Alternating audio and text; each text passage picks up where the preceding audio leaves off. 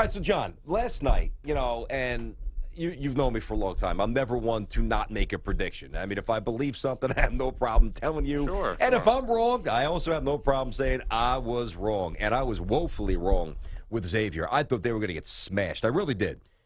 Sean Miller, I no longer want to hear about what a great coach he is.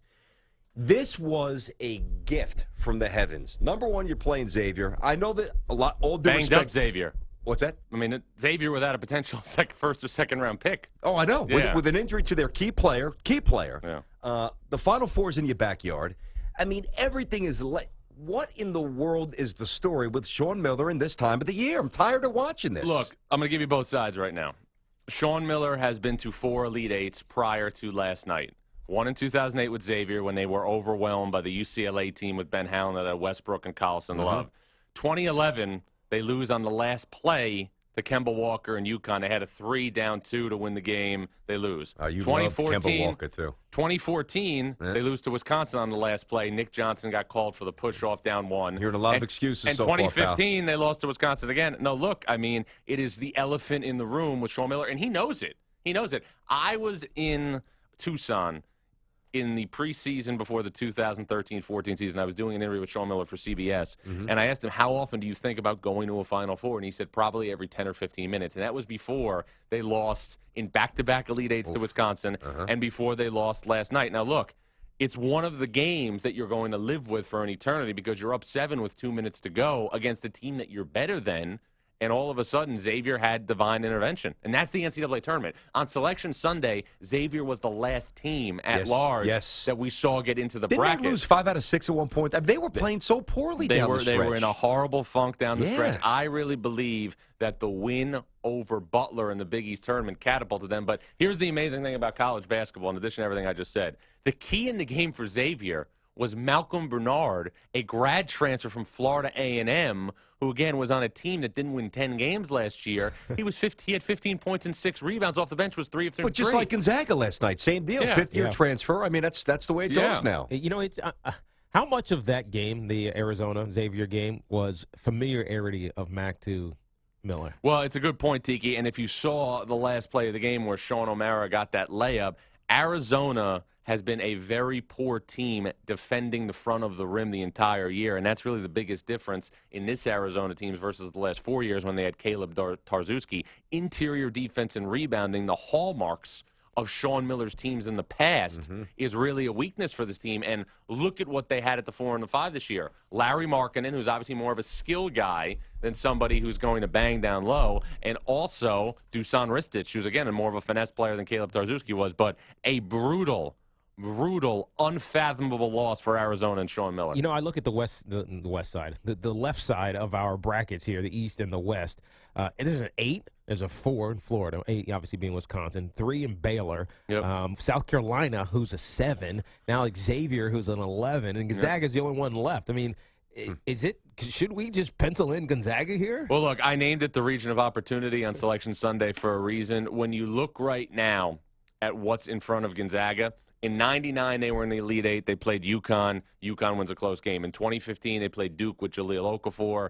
Duke obviously wins a close game. There is no better chance in the history of Gonzaga basketball to get to a Final Four. And I'll tell you, it reminds me, ironically enough, of when Jim Calhoun got to his first Final Four in 99. If you remember, Jim Calhoun, went to the Elite Eight a bunch before he finally broke through, and they played a Gonzaga team that, like this Xavier team, was a double-digit seed in the NCAA tournament. Is that the one with Casey Calvary on that team? Casey Calvary, Casey. Quentin Hall. Quentin Hall was on that team, the little guard. What a great name. That Casey was Calvary. A great name. But he can jump, too, for a white guy. Everything is aligned right now for Gonzaga to get to a Final Four.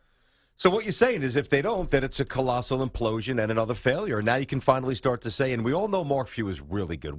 That's indisputable. But the jump from really, really good to elite, iconic, great, that's the toughest jump in sport, and he hasn't made it yet. I mean, he's got to win this game, period. He's got to win it. No, there's no reason for whatever for that to happen. Not to happen, I should say. Where are you at with? I tell you the truth. Now I know Memphis probably is thrilled that it's there, but UCLA, Kentucky. Imagine if this thing was at the Garden tonight. Oh my God! Can you imagine? Oh my God! It's in Memphis instead. Well, the region of tradition has the best doubleheader really, when you look at the Sweet 16, because you have a scenario where you've got the dream matchup Kentucky-UCLA, and then you have the contrast of Butler and North Carolina. And the key in this game for Butler-Carolina is just going to be Butler's ability to keep North Carolina off the offensive glass. In 2 NCAA tournament games, North Carolina has 38 offensive rebounds. Look at that. Wow. That's a pretty healthy. That's a crazy. That's ridiculous. That's a crazy stat. Now, you guys know this, obviously, Brandon, you do because you follow the Big East. You know, Butler, has been great in big games this year, and also they are the antithesis of the way North Carolina wants to play. They can do things at a snail's pace, and they're physical enough inside with Weidman and Schrabish to, I think, give, North Carolina some problems in getting second shots. They're not going to out North Carolina. Nobody is, but they have a chance, I think, to frustrate them with the way that they play. It's the same style that beat Villanova twice. They did beat them twice, and Villanova only lost, 3 during the regular season, right? 3 games, and they did 2 out of the 3. I feel like Butler, and I know the way you just described them, but, watching Butler's personnel for the last, 7, 8 years, even before they joined the Big East, I feel like this team's a little quicker than they usually are. Well, a big reason for that is Kamar Baldwin, who, again, it goes to show you how important recruiting rankings are, was not ranked in the top 100 among high school So he's probably prospects. 3-star. Yeah, and he's somebody, there is no way that Butler is in this position without him. That was an unbelievable evaluation by their staff. And again, it's another team that has pieced together a roster. Keithan Savage was a transfer from George Washington who sat a year to play a year. Avery Woodson was a transfer from Memphis who was a graduate transfer. Do you remember all this stuff? That's my job, man.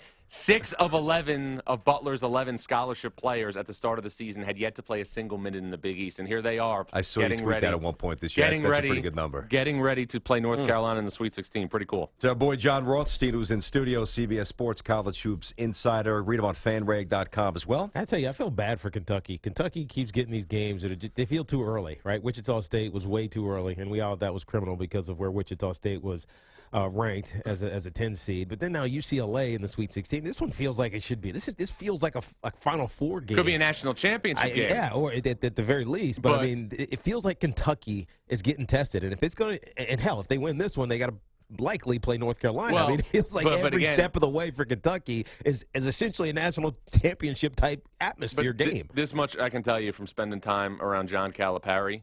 He relishes this because he's accomplished everything in his career. He's won a national title. He's been in the Hall of Fame. If he can find ways to spin that he is not getting a fair bounce, he relishes it. So think about this. So Kentucky has definitely, of all the high seeds, the toughest draw. No question when you look at things. And now he's going to go back to Memphis, to FedEx Forum, where he coached and took Memphis to the national title game and coach against UCLA. There is one star that's going to shine tonight in college basketball. It's John Calipari. Unless Malik Monk or Fox or but he is Lonzo the Ball one. Or But I'm not saying he's not getting media attention to begin with, but he's going back to Memphis. I get it. But once the game starts, he blends in. Come on. I know that sounds good, and I know what you're saying. But once the game starts, I don't want to say the head coach is immaterial, but then it's really about the guys on the court. But leading up to it? Yes. He is the story. Absolutely. Leading up, no doubt. And, and also, as we go back to the other things that this time of year dictates, you're going to see what happens at Indiana expedited if and when UCLA is ever eliminated. That's another thing you have to think about. Do you think that he winds up there, yes or no? What's your gut right now? I don't think that UCLA... Steve Alford, of course, we're talking about. I don't think that UCLA is going to be in a scenario where it moves on a head coach until UCLA is done playing. Okay. All right.